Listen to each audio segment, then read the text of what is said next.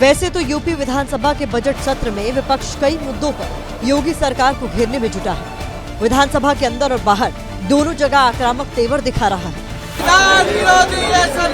नहीं चलेगी, नहीं चलेगी ये सरकार। यूपी में गुंडाराज, बेरोजगारी, खराब स्वास्थ्य व्यवस्था और पीडीए पर अत्याचार के खिलाफ आवाज बुलंद कर रहा है। हालांकि इन सारे मुद्दों की भीड़ में देवी अहिल्याबाई होलकर के अपमान का मुद्दा ऐसा है जिस पर लखनऊ से लेकर दिल्ली तक जबरदस्त सियासी घमासान छिड़ा हुआ है।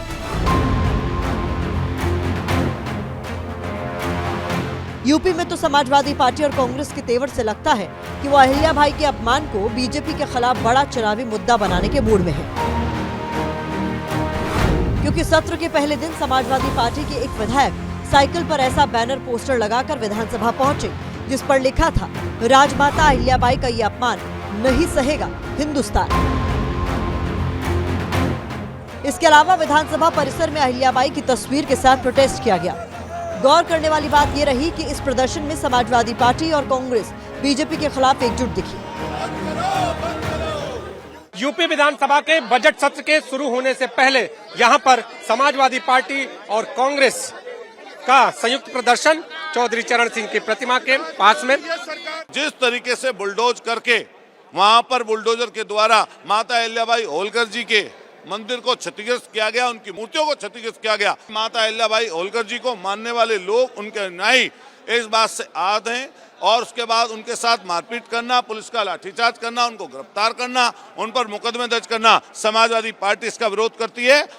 सदन में चर्चा नहीं कराना चाहती, जवाब नहीं देना चाहती है। हम उनसे पूछना चाहते हैं कि आज बेरोजगारी के लिए सरकार के पास क्या रोड मैप है। महिलाओं पर, दलितों पर हो रहे अत्याचार पे सरकार बुरी तरह फेल हो चुकी है। महंगाई को नियंत्रित नहीं कर पा रही है। SIR में भारी गड़बड़ी हो रही है, पर सरकार मौन है। समाजवादी पार्टी लगातार नारी का अपमान, संवैधानिक व्यवस्थाओं का अपमान, संवैधानिक संस्थाओं का अपमान लगातार करती है। राज्यपाल के अपमान करने के माध्यम से उन्होंने प्रदेश की 12 करोड़ महिलाओं को भी अपमानित करने का काम किया। इससे पहले 3 फरवरी को लोकसभा में भी ऐसा दृश्य दिखा था, जब समाजवादी पार्टी के सांसदों ने देवी अहिल्याबाई की तस्वीर लेकर सदन के अंदर नारेबाजी की थी। महारानी अहिल्याबाई का अपमान नहीं सहेगा हिंदुस्तान, महारानी अहिल्याबाई का अपमान नहीं सहेगा हिंदुस्तान। गौर करने वाली बात यह है कि बीजेपी नेता भी विपक्ष की इस एकजुटता का संकेत समझ रहे हैं।